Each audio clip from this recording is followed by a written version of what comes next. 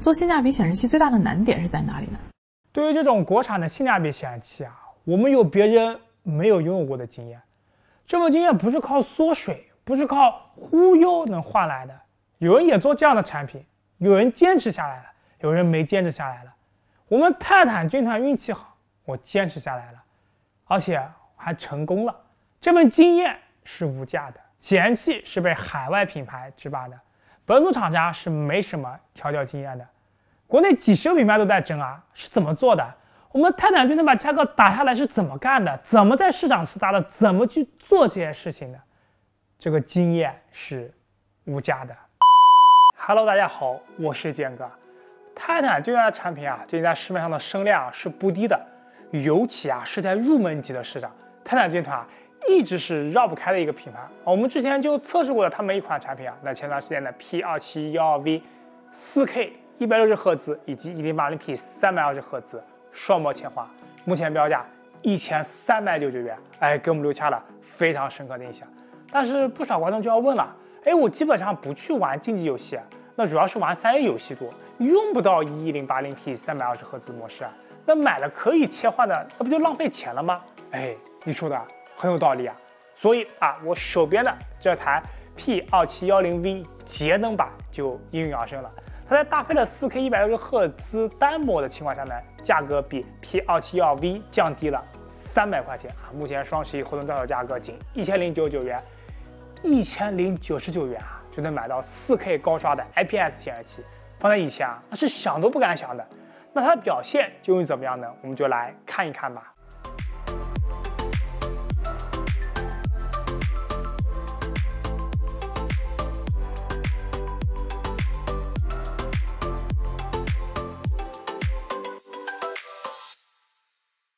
先看一下外观啊，这次的 P2710V 节能版使用的模具呢，还是这套经典的样式。不过背部的类碳纤维纹理以及镜面工艺呢，还有 RGB 灯光都有了精简啊，所以这次的外观看起来呢会更加的简约。模具没有变化，也就意味着 OSD 按键还是传统的按键形式。不过看在它仅售1099元的份上呢，可以忍忍吧。支架方面呢，底部从以往的空心方形底座改成了实心的，占地面积不大，同时呢也足够稳固。支架的功能性上能支持升降俯仰和垂直旋转，不支持水平旋转。功能性上呢是合格的。接口方面呢 ，P2710V 节能版配备了一个电源接口，2个 HDMI 2.1 TMDS， 2个 DP 1.4以及一个音频接口。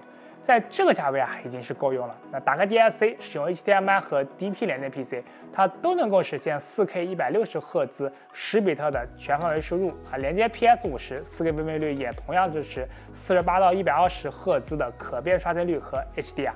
不过120帧模式下的色彩格式呢存在色彩压缩的情况，在 DSC 关闭时候呢情况就比较复杂了我们这里放一张表格，观众朋友们可以自行查阅。配件方面呢，它包含了一个外置电源、一条 DP 线以及一份校色报告。配件部分呢也是突出一个够用就行。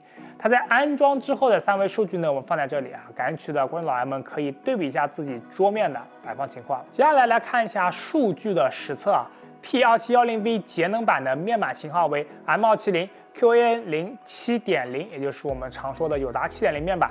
它在 OS 中呢包含了 sRGB 与 DCI P3 2个色域的缩限。我们使用科尼卡美能达 C410 和 Gamma 软件实测呢，2个色域的 Gamma 曲线的贴合度都很不错，色温呢都保持在7000K 左右，比较符合国人的观感喜好。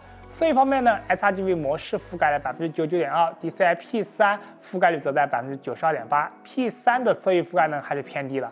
色准方面呢 ，sRGB 的色域平均差异为 1.31， 最大 3.3。DCI P3 的平均差异为 1.43， 最大 3.77。色彩方面的表现呢，对于这个价位的产品来说是表现很强的。而在亮度方面呢，这台 P2710V 节能版没有配备 APL 机制，各模式下的亮度呢，不论是窗口还是全屏波动都不大。SDR 模式下呢，亮度维持在420尼特；HDR 自动与 HDR 电竞模式下呢，会提升至470尼特左右。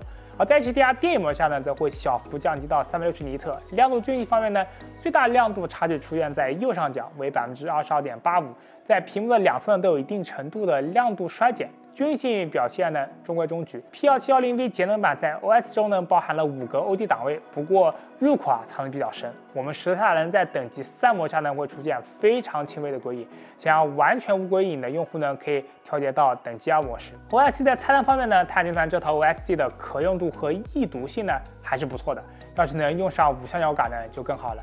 在 OS 中的第一个餐中呢，就能快速打开游戏相关的功能，包括智能游戏准星，也就是支持变色的屏幕准星；夜视模式可以让敌人在暗处无所遁形；鹰眼放大就是可以以往的常见的狙击镜功能；鹰眼视觉则是一个将固定的窗口进行提亮。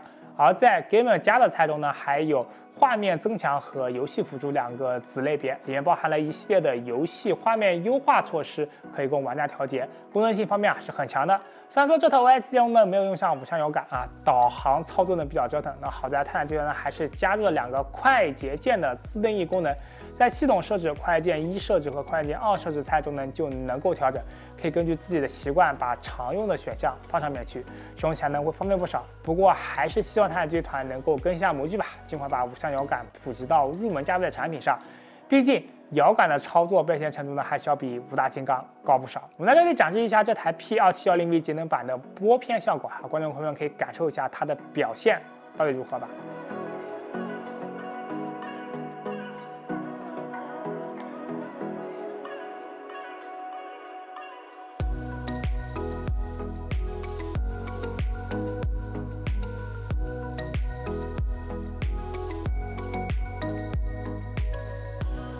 最后来总结一下吧，那泰坦军团的 P2710V 节能版作为 4K 160赫兹这样的参数显示器售价已经达到1099元那各项参数呢也并不拉垮，色彩上呢可以胜任一些基础的设计工作，而高刷呢又能兼顾游戏娱乐，对于入门用户来说呢是性价比非常高的一个选择。那这期节目到这里，也不知道你如何看待这台只要1099元的 4K 160赫兹显示器呢？欢迎留言弹幕与我们交流。留言中别忘了点个小拉和点个赞，因为我们是全职 YouTuber， 你们点赞动不动重要。如果想了解更多电脑资讯的话，可以关注微信公众号潮玩哥 CLK。如果想购买电脑的话，可以来我们淘宝店铺潮玩国的数码。这潮玩课我见过，我们下见，拜拜。